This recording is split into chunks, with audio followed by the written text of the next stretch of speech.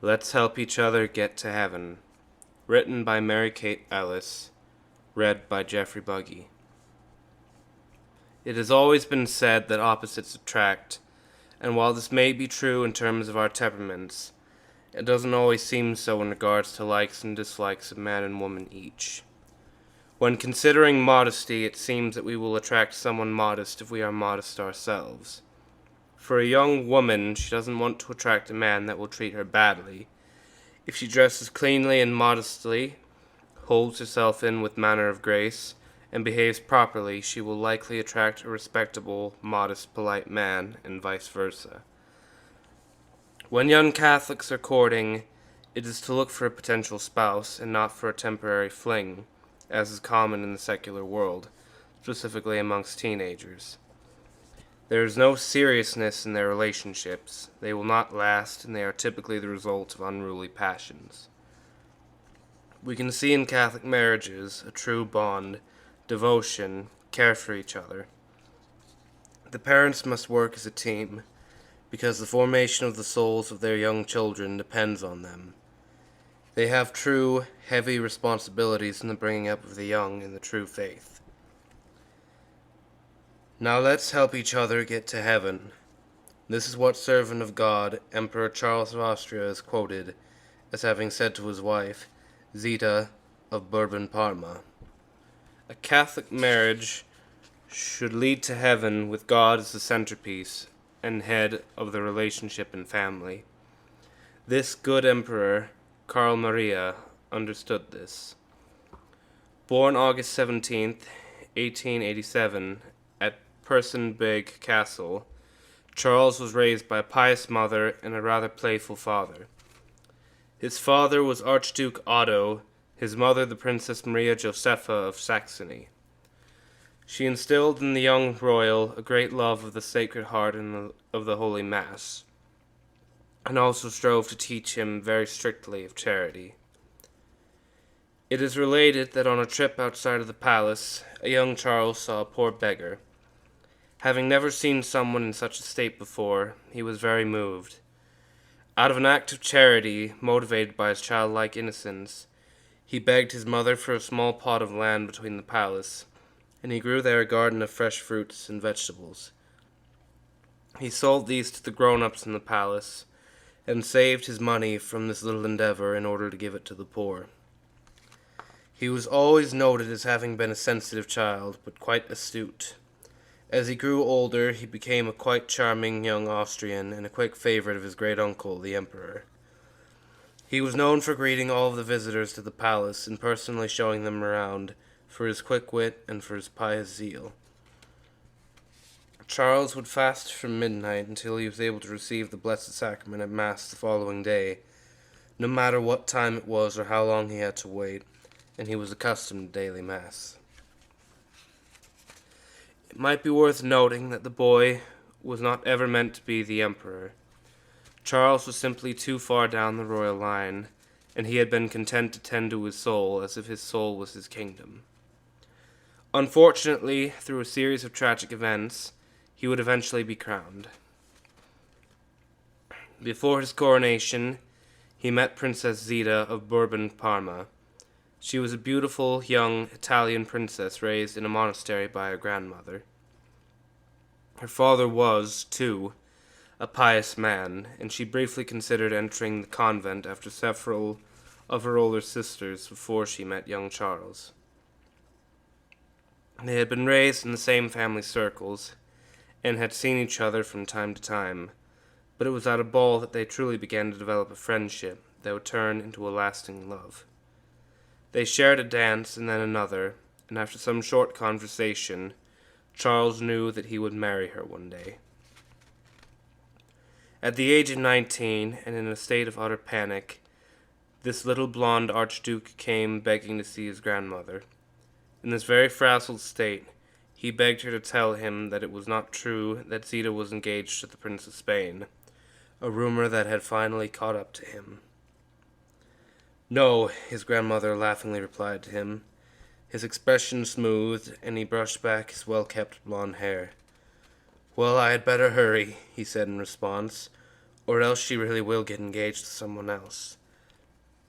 They were happily married at Schloss Schwarwau Castle, and soon had their first son, Otto. Otto would be the first of 8 children between Charles and Zita. Soon after this, Charles was crowned emperor.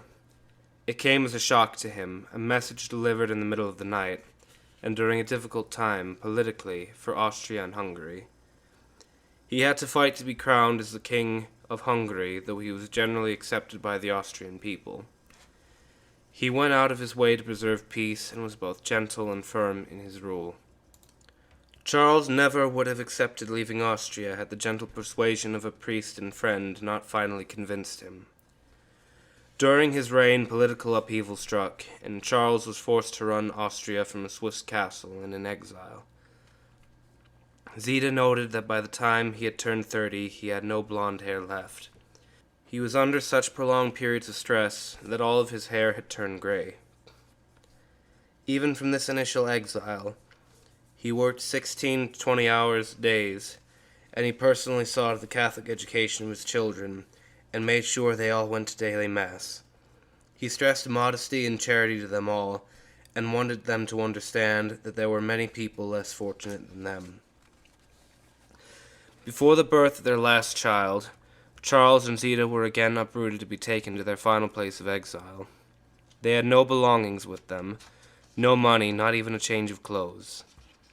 Crowds of Austrian loyalists gathered along the coast with tears in their eyes to bid their beloved emperor and empress a final farewell, as Charles and his wife and children were escorted to Madeira by the British Royal Navy. The British were not fond of Charles for his peacekeeping efforts during the First World War and in the aftermath of it. On Madeira Island, the large family lived in a one-room apartment. They were destitute but happy. They received the holy sacrifice of the Mass daily in their poor home, and that was the delight of Charles' life. He fell ill shortly after moving there. He was in constant and severe pain and began to struggle breathing. Then he was brought the last rites. At this time he called in his son Otto to watch, and the day after, Zita recalls him having said, "I would like to have him spared all of that yesterday, but I had to call him to show the example. He has to know how one conducts himself like this, as a Catholic and an emperor." He patiently accepted his sufferings and poverty. Once the emperor, he now had not enough money to afford the medicine that was required to cure him. He was like the poor men he would give coin to on the street as a little boy, though he was heard having said how glad he was to suffer, for he longed for his people to be one again, and for the political tumult to end. Before he died, he turned to his wife. In an agonized and tearful voice, he asked her why they simply would not let his family go home. But even then, he seemed aware that a different path was prepared for him, and that he would not live to see his beloved Austria. He publicly forgave his enemies and those that wished him harm, and then he looked at his wife in a moment of clarity. He begged her to go to King Alfonso of Spain after his death, that he would help and protect her and their children. He knew he would not be there for her longer. "He is chivalrous," Charles rasped. "He has promised me that he will take care of you." His final hour was drawing nearer then. He listed each of his children by name and grasped a crucifix, pleading with God to help and protect his little ones. On April 1st of 1922, he was 34 years of age. He was properly exhausted and seemed to have no breath left in his body. He called for Otto, who came into the room with a face full of tears and knelt beside the little uncomfortable bed. Zita held a cross before Charles's face, and he looked at her. The last words he ever spoke to Zita were, "I love you so much." Then he looked back to our crucified Lord, and his face grew pale. He did not even have strength to kiss the crucifix. "Thy will be done. Yes, yes, as you will it, Jesus." He cried out, and then he expired. Zita took the children to Spain with her, and there relates an interesting exchange with King Alfonso. Neither Zita nor Alfonso had seen each other in at least 3 years, and were both astonished that Charles had thought of him. And the night before the death of Charles, she related, Alfonso said he was overcome with a feeling that if he did not take in Charles' widow and children under his protection, his own wife and children would suffer one day the same fate. He was overcome with emotion when I told him that Charles had said that he would protect me and our children. Zita never remarried. Both of these holy monarchs were gentle and pious individuals, and a wonderful example of a good Catholic marriage. With God first and foremost in their lives, they had that peace that some of us currently only dream of. With Charles as the mind and Zita as the heart, they ruled their countries to the best of their abilities and raised their children with great love and raised them to love God. Ah, a good Catholic family. To imitate the Blessed Virgin and Saint Joseph. It is not an impossible task. God gives us the means to excel in our vocations if we would but ask Him for help and rely on Him as a sick man relies on a crutch. In Charles's final moments, he turned his eyes to God with what little strength he had left. If only we would turn to God in our weakest moments. When temptation assails us, when sickness takes over, when we feel hopeless, we must turn our eyes to God. God is the eternal remedy, the doctor of the sick, balm of the soul. And to all good Catholic parents, spouses, allow God to be the king of your family, the center of your marriage. Now we must help each other get to heaven, the servant of God softly declared. Indeed, indeed, help each other get to heaven.